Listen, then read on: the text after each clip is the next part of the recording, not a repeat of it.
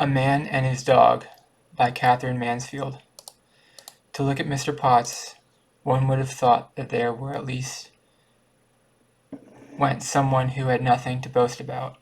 He was a little insignificant fellow with a crooked tie, a hat too small for him, and a coat too large.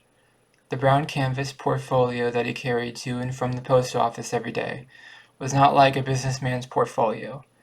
It was like a child's school satchel. It did up even with a round-eyed bottom. One imagined there were crumbs and an apple core inside. And then there was something funny about his boots, wasn't there? Through the laces his colored socks peeped out. What the dickens had the chap done with the tongues? Fried 'em, suggested the wit of the Chesney bus. Poor old Potts. More likely bury them in the garden.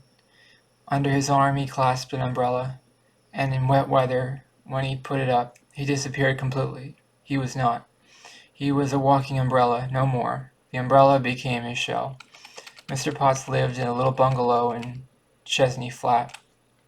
The bulge of the water tank to one side gave it a mournful air, like a little bungalow with the toothache.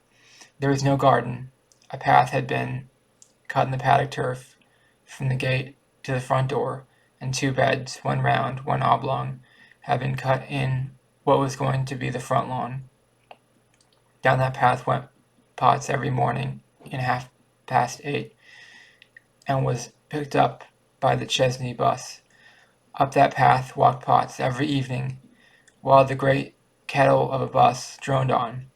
In the late evening, when he crept as far as the gate, eager to smoke a pipe, he wasn't allowed to smoke any nearer to the house than that. So humble, so modest was his air, that the big, merrily shining stars seemed to wink at each other, to laugh, to say, "Look at him. Let's throw something." When Potts got out of the tram at the fire station to change into the Chesney bus, he saw that something was up. The car was there all right, but the driver was off his perch. He was flat on his face, half under the engine, and the conductor, half his cap off, sat on a step rolling a cigarette and looking dreamy. A little group of businessmen and a woman clerk or two stood staring at the empty car. There was something mournful, pitiful about the way it leaned to one side and shivered faintly when the driver shook something. It was like someone who'd had an accident and tries to say, "Don't touch me, don't come near me, don't hurt me." But all this was so familiar. The cars had only been running to Chesney the last few months, and nobody had said anything. Nobody asked anything. They just waited on the off chance. In fact, two or three decided to walk it as Potts came up. Potts didn't want to walk unless he had to. He was tired. He'd been up half the night rubbing his wife's chest. She had one of her mysterious pains, and helped the sleepy servant girl heat compresses and hot water bottles and make tea. The window was blue, and the roosters had started crowing before he lay down finally, with feet like ice. And all this was familiar too. Standing at the edge of the pavement, and now and again changing his brown canvas portfolio from one hand to the other, Potts began to live over the night before. But it was vague, shadowy. He saw himself moving like a crab, down the passage to the cold kitchen and back again. The two candles quivered on the dark chest of drawers, and as he bent over his wife, her two big eyes suddenly flashed, and she cried, "I get no sympathy, no sympathy. You only do it because you have to. Don't contradict me. I can see you grudge doing it." Trying to soothe her only made matters worse. There had been an awful scene, ending with her sitting up and saying solemnly, with her hand raised, "Never mind. It will not be for long now." But the sound of these words frightened her so terribly that she flung back on the pillow and sobbed. Robert, Robert. Robert was the name of the young man to whom she had been engaged years ago, before she met Potts, and Potts was very glad to hear him invoked. He had come to know what meant the crisis was over, and she'd begin to quiet down. By this time Potts had wheeled around, He had walked across the pavement to the paling fence that ran beside. A piece of light grass pushed through the fence, and some slender, silky daisies. Suddenly he saw a bee alight on one of the daisies, and the flower leaned over, swayed, shook, while the little bee clung and rocked. And as it flew away, the petals fluttered as if joyfully. Just for an instant, Potts dropped into the world where this happened. He brought from it the timid smile with which he walked back to the car. But now everybody had disappeared except one young girl who stood beside the empty car reading. At the tail of the procession came Potts in a cassock so much too large for him that it looked like a nightshirt, and you felt that he ought to be carrying not a hymn and a prayer book but a candle. His voice was a very light, plaintive tenor. It surprised everybody. It seemed to surprise him too, but it was so plaintive that when he cried, for the wings of a dove, the ladies in the congregation wanted to club together to buy him a pair.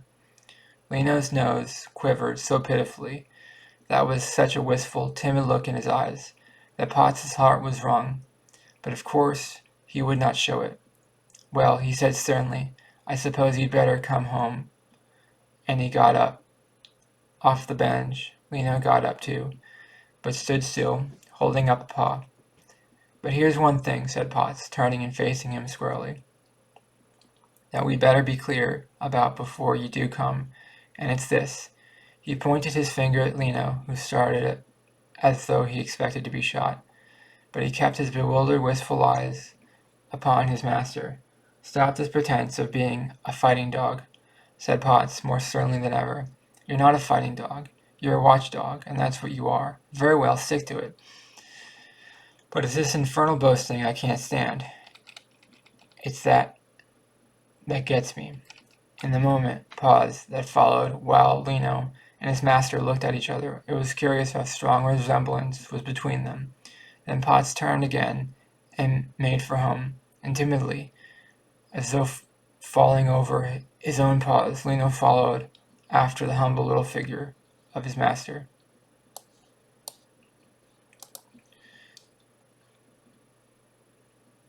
That's the end of A Man and His Dog by Katherine Mansfield. I like this author.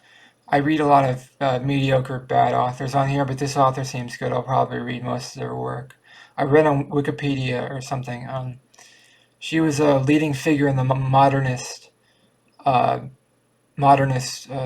writing movement. So I guess she's a modernist when she writes. I'll probably read more of her work on this website that has a bunch of short stories. So I'll probably keep reading Katherine Mansfield. I think she's good. I think I'll keep reading her. I like it. His character reminds me of someone. I'm not going to say who it is, but someone who's in a famous movie. I'm not sure if he was designed off that character. It might sound awkward if I say who it reminds me of. And the last name Potts, was that the name of that character in the movie? Sometimes I think famous movies, or not even famous movies, famous characters are built off of characters that were created 80 years ago prior in the fiction. And they just steal characters from old short stories and they put them in movies and they put them in comic books and all that stuff. Anyways, let me know in the comments below, what did you think of the story. Please subscribe to this channel to be part of the community. And please like this video. It really helps the channel out a lot. Thank you for watching. Have a great day. Bye-bye.